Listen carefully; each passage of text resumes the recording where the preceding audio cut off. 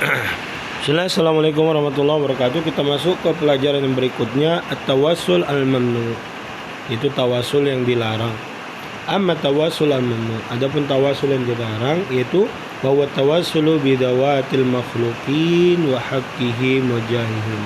Yaitu bertawasul dengan zat makhluk, kedudukannya atau kemuliaannya. Kan yaqulu qail, seperti orang mengatakan as'aluka bi fulan. Ya, aku minta kepadamu melalui perantara si fulan, au bihaqqi fulan, atau kedudukan si fulan, au jahihi hayyan au mayyitan, atau kedudukannya, kehormatannya saat dia hidup ataupun mati. Ya. Fa inna hadza bid'atun muharramatun. Ini adalah bid'ah dan diharamkan. Wasilatun min wasailis syirki, dan ini wasilah yang mengantarkan kepada kesyirikan. Nah, di sini ada terjadi perselisihan dan ulama. Ya, Syekh Muhammad bin Abdul Wahhab bin Ibnu Taimiyah mengatakan tawasul bil haqqi rasul wa wasalihin, ya, tawasul terhadap kedudukan Rasul, zatnya Rasul SAW, begitu juga orang soleh, ini adalah ya bid'ah dan dilarang. Adapun jumhur ulama seperti Imam Mazhab, Imam Syafi'i, Imam Hambali dan selainnya mengatakan bahwasanya boleh, karena memang mereka memiliki kedudukan di sini. Tapi di sini ada perbedaan pendapat. Nah,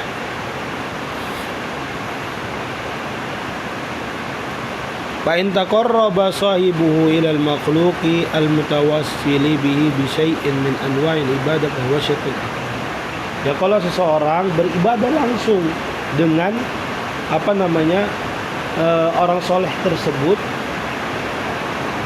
menjadikan dia perantara, ya, dengan sholat, puasa, zakat dan sebagainya, mendekatkan diri kepada Allah Subhanahu wa taala dengan beribadah kepadanya, maka ini adalah syirik akbar. Nauzubillah. Kan yadzbah li wali, seperti orang yang menyembelih untuk wali. Wan yandira li qabrihi, atau bernazar untuk kuburan. Au yunadiya wa yatluba minhu al-madada, atau menyerunya, meminta kepadanya, ya, kebutuhan-kebutuhan. Wa ghairi dzalik semisal. Wa hadha an-naw' min at-tawassuli lam yakuni sahabatu yaf'alunahu ma Rasulullah sallallahu la bi istisqa'i wa la bi ghairihi. Dan tawassul yang model seperti ini tidak dilakukan sahabat dan tidak juga, ya, ada, ya, pada sahabat bersama Rasulullah SAW, baik dalam keadaan istisqa, minta hujan, dan yang semisalnya. Wala fi ayati wala ba'da mamati, tidak ada dalam kehidupan Nabi SAW dan setelah matinya.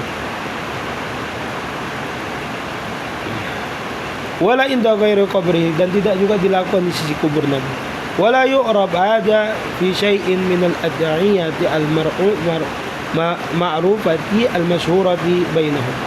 Juga enggak diketahui ada doa-doa yang diketahui yang masyhur di antara mereka. Wa kullu ma nuqila bi hadha innama huwa ahadithun dha'ifatun aw amman laysa qawluhu hujjah. Ya, kebanyakan dalil-dalil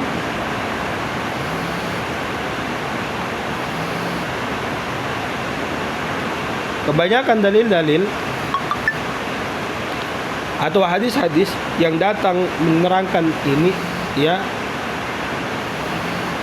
adalah hadis-hadis yang bid'ah.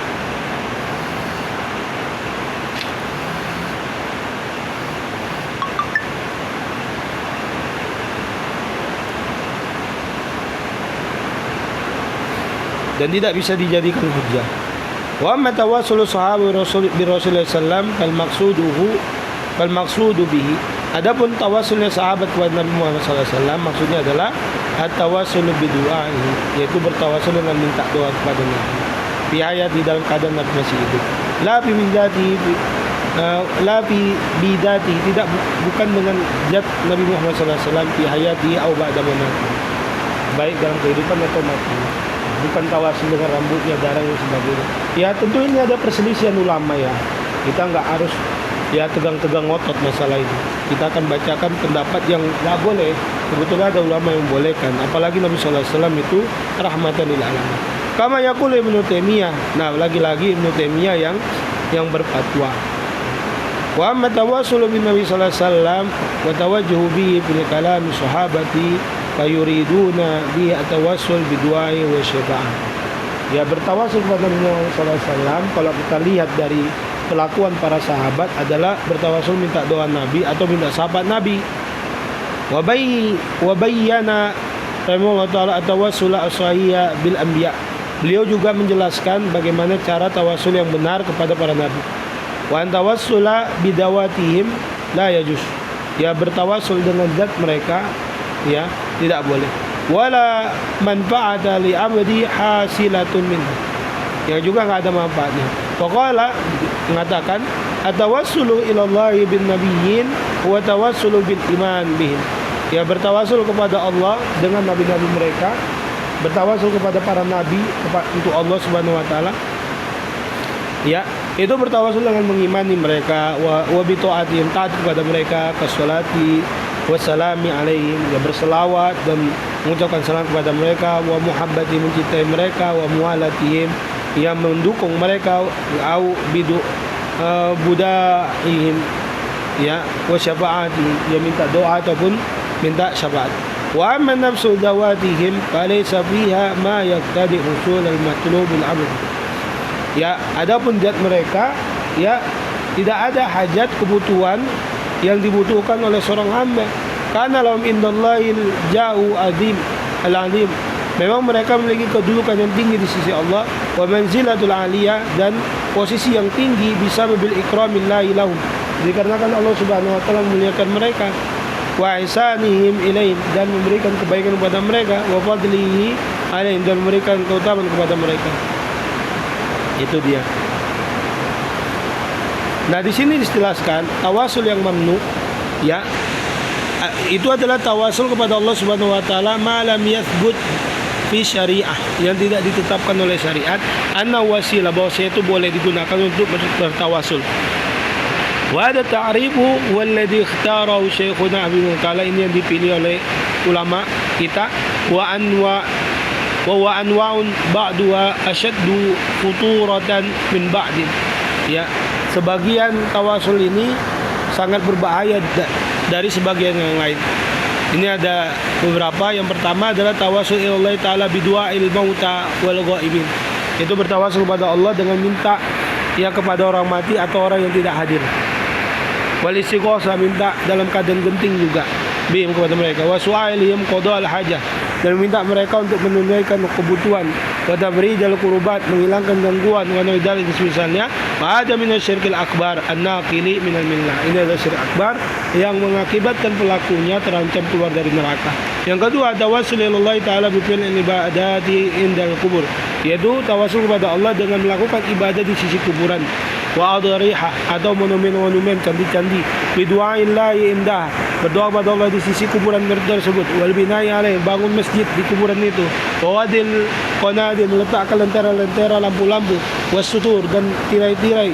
Ya wa naudal misalnya. Wa hada minasyirkil asghar, ini syirik yang kecil, al munafi li kamalit tauhid, ya yang meniadakan kesempurnaan tauhid.